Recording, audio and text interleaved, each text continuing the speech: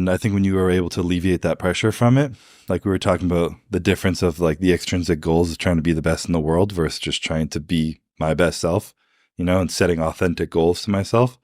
What are my authentic goals? Winning the Olympia sometimes is a little more inauthentic than me truly trying to just push myself to be my best. Do I still enjoy that? Absolutely. But those are the more of the need to be great, the little ego, the thing that I'll die not needing.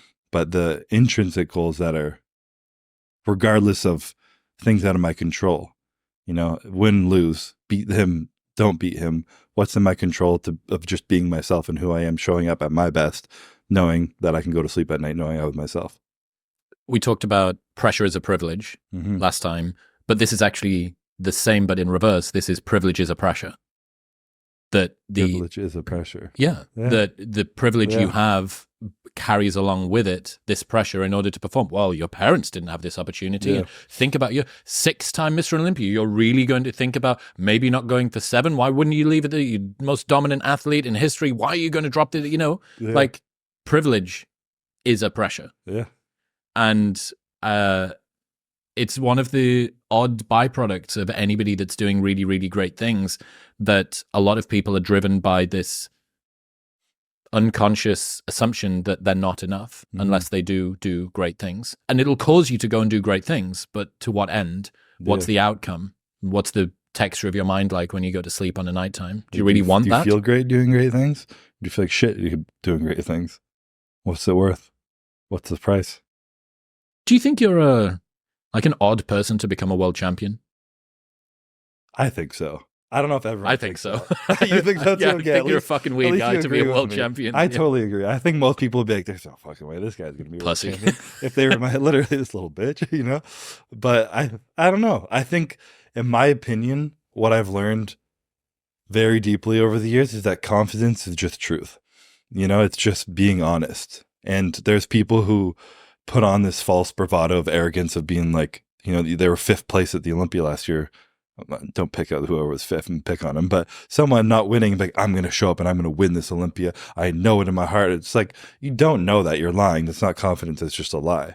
Whereas when I've speak to myself truthfully and I'm like, I don't really know if I can do this. Like, I have doubt. I have fear. I just wanted X, Y, and Z. And I'm like, being honest, to me, that exemplifies real, true confidence. And you're being realistic with yourself. You know, if you tell yourself you're going to do something you don't think you really can do, you're creating this gap between your beliefs and your reality, and it just creates more stress in yourself and an inability to perform, in my opinion. Unwavering confidence is a lie. The fears never go away completely. They just don't linger as long. What's that? Is that my quote? To you. Sounds great. You wrote it. I mean, it sounds fantastic. Sounds beautiful. I mean, that's kind of in that same boat. And maybe I'm just the weird champion who's not like that, but I still am full of doubt all the time. And I've tried to find ways to believe I wouldn't have doubt. You know, I've tried to like talk in ways where I don't have doubt. I've tried to everything. And there's always just lingering doubt in my mind of being like, well, fuck, what if you don't? What if you can't? And it's just the truth of my mind. And regardless of that, over the past 5 years, I've still been able to perform, progress, and be the best in the world with that on my mind. So who's to say that I can't have that doubt on my mind while being a champion? There's no rules to it. That's why I've always said the champion mentality, the rules of being a champion, is that there are no rules. It's just whatever the champion does to win. That's it. Yeah, there's a great story from Matthew Syed. So he's a sports reporter. He's obsessed with tennis. And he went to Wimbledon a few years ago. And a unique aspect of tennis over the last decade or so has been that you had Djokovic, Federer, and Nadal, 3 goats, 3 potentially literally goats, all at the same time, all interchanging and exchanging who won on this court or this tour with this surface. And he went to go and watch them warm up. And you go in and you see Nadal, and he's just ripped, absolutely shredded. It's all aggression. It's pure sort of raw, animalistic energy. And then you go and see Djokovic, and he's sort of robotic, very precise, very curated with the way that he moves. Nothing is wasted. And then you go and see Federer, and he's playing trick shots, and he's laughing with the guy that's woman. And he goes, okay, so if you were to take any of those 3 approaches and say, in order for me to become a world champion, I must be A, B, or C. Well, you can't be all of them, and all of them are successful. So what does it mean to say that A or B or C are the right approach in order for you to be successful in the sport of tennis? It doesn't. It means that each different athlete has found a way that works for them. Exactly. And when you try and take that format and apply it to yourself, what you end up doing is it's like trying to put on somebody else's pair of shoes. Yeah. You go, well, I'm a size 10 and they're a size 8, and this is not going to work. Yeah. Well, the truth is A, B, and C are all wrong answers.